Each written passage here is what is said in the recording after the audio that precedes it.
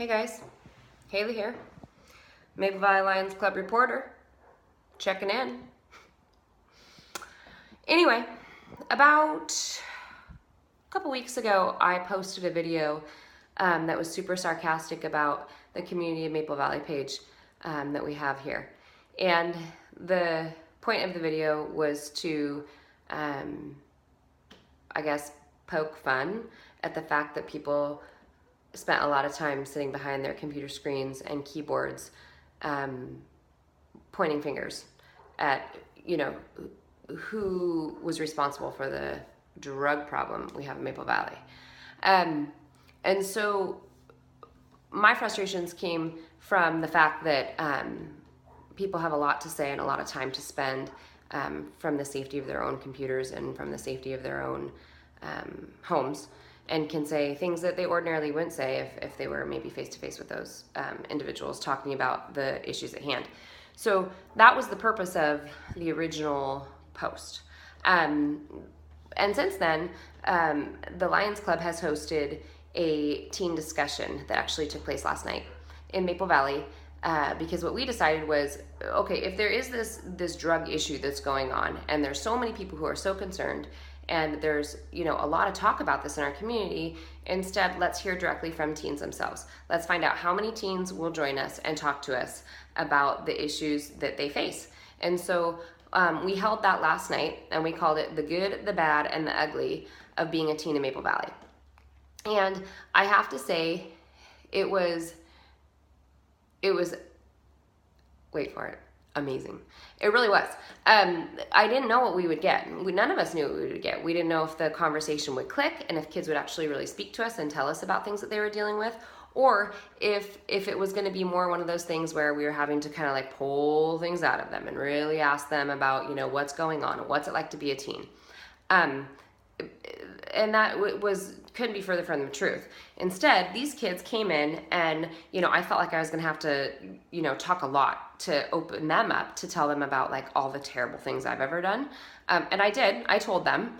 And I told them about, the things that I did when I was a teen. And also reassured them that, everything would be safe with us and that we weren't going to say names. We weren't going to talk about and pinpoint anything that any of them told us.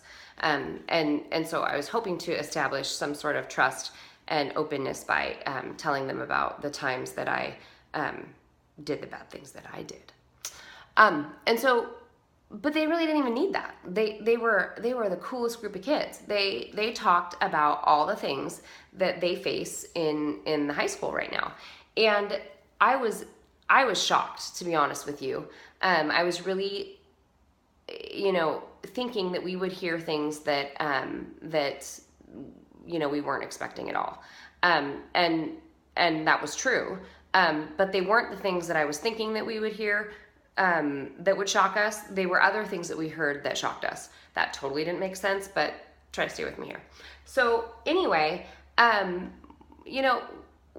at Lions Club, we felt like, well, none of us have the answers. So we're not going to sit behind our computers and say it's, the school district's fault. It's, the parent who's gone. It's the parent who's there. It's the parent who's giving money. It's, whatever everyone thinks it is. Instead, we just wanted to hear what it was. What can you tell us? And so we heard so many interesting things. And, I only have so long on this thing, and I only have your attention for so long. And so some of the things that really stood out were that our kids don't really feel like we have a huge drug problem.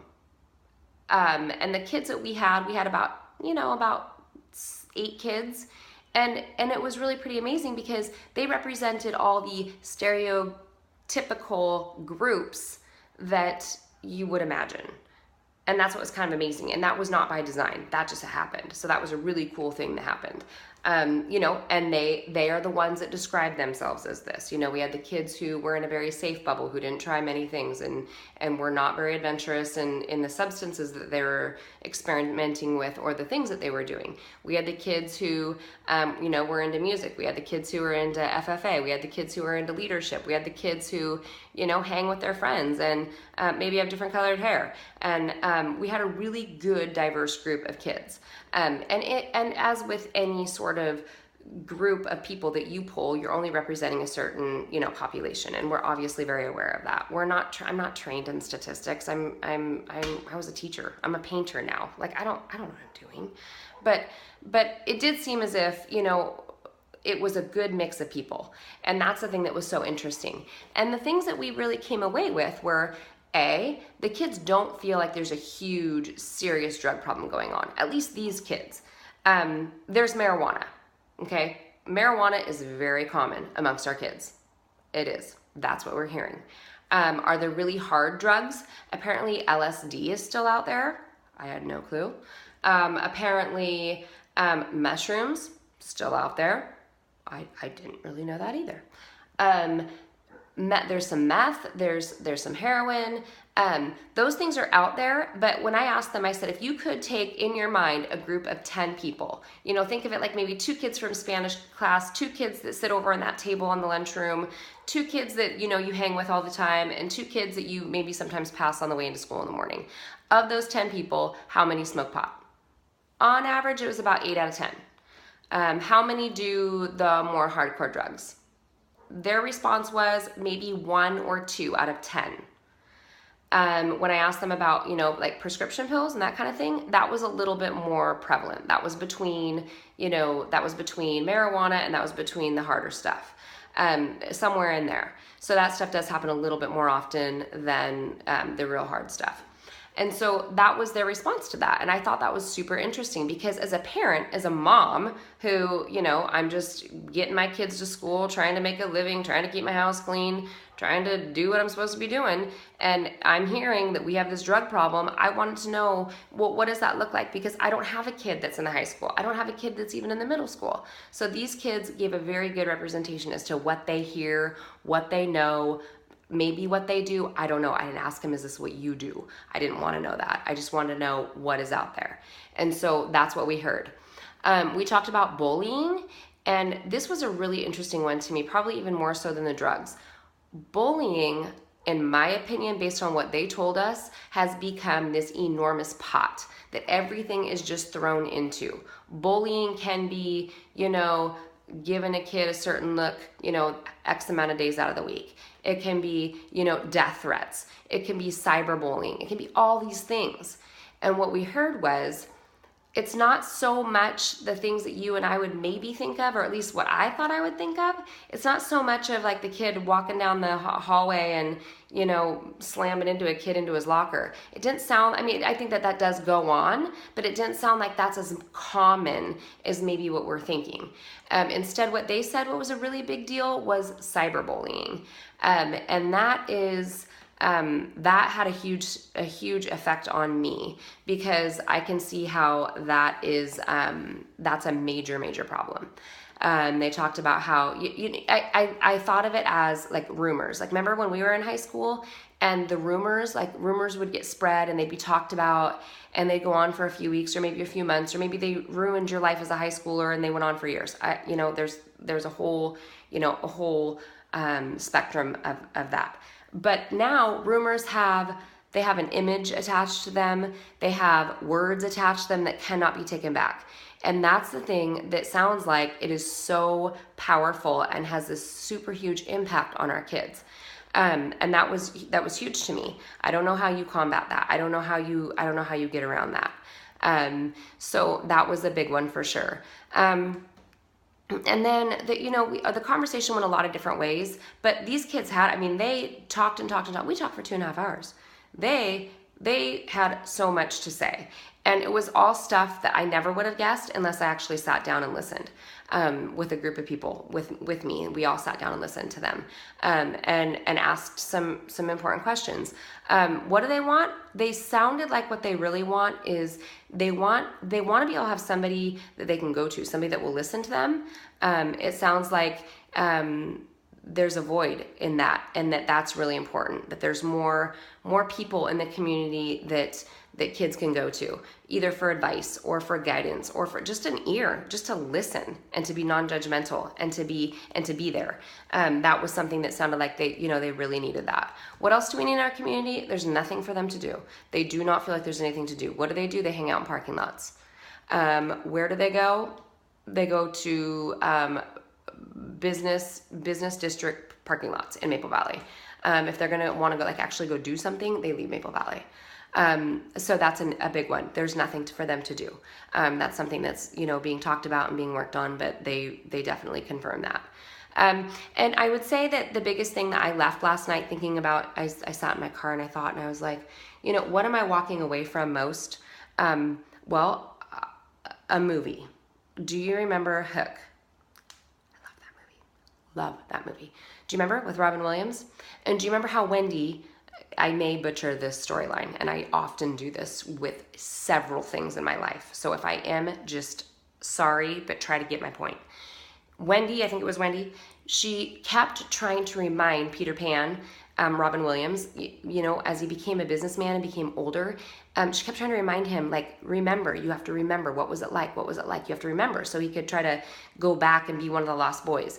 And he couldn't remember, and it had been so long, and he was so stuck in his adult body that he could not remember what it was like.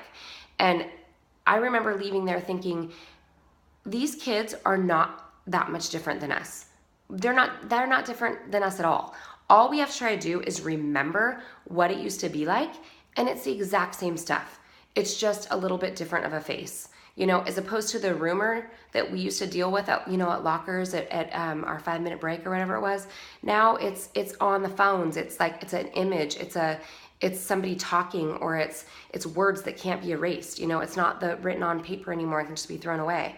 It's that kind of thing. But it's essentially, when you break it all down to it, it's still the same thing. And that was the big thing that totally resonated with me, was these are all the same things. It is not a huge mystery. It is not one family. It is not one type of person. It is not the school district. It's none of those things. We're wasting our time by thinking it's some of those. And what happens is, I feel like as adults, it makes us feel better to blame something and to find the reason, because if we can find the reason and we know what that reason is, then maybe we can prevent it from happening to our own kids. And so that's the only thing that I can come up with in my own pea-brain mind, is that we're trying to find the reason, and I don't really think that it's identifiable. I don't think it's one thing. I think it's all the things it's always been. The kids gave a great example. I said, for those kids that are doing the harder drugs, like the heroin, or doing, LSD or whatever it may be, is there something that you can think that is glaringly true with these kids? Do they have this terrible family? Do they live in this shitty house? Do they, is it something like this that just stands out? And they said, absolutely not. One kid said, I have friends whose parents don't give a shit about him, and he is killing it with grades. He is doing awesome. He is the smartest kid ever and on top of everything. And then he said, I have another friend, his parents care about him so much. They're with him all the time. They're trying to help all the time. That kid has a major drug problem that nobody even knows about. So we got to stop trying to find the reason and pinpoint and identify and put our fingers at people and reasons, and get off that, and instead just understand that we're all wired differently, and it doesn't matter. It affects all of us differently. And that's what we're dealing with. We're just kind of dealing with human nature and the stuff that we've all always dealt with, and it's not an enormous mystery. It's the same stuff. So instead, maybe we can try to look at it at that angle and be like Pan and try to remember what it's like being them and be their age, and maybe we can start there. That's what I got. That's what we got as Lions. That's what we got as sitting there with those kids and hanging out. And they want time, they want attention, they want adult attention. They actually asked if we could do this again soon, and they knew a lot of other kids that might want to join in. So, maybe we come away with it with that they want attention, they want to be with adults who care, and that makes them feel good. And if that's all we got away with, then I say it's a huge success. Other than that, that's what we came away with. And yeah, that's it. So I wanted to report, I wanted to close the loop on my super sarcastic smartass video and let you know that this is what we found. And what are Lions going to do about this? What are we going to do with it? We don't really know. We just don't know. Right now, gathering information. We will do something with it. Maybe it might be in 30 days from now, we hang out with those kids again. We hear they like food, so we'll bring pizza. That will do. All right, guys, that's what I got. Over and out.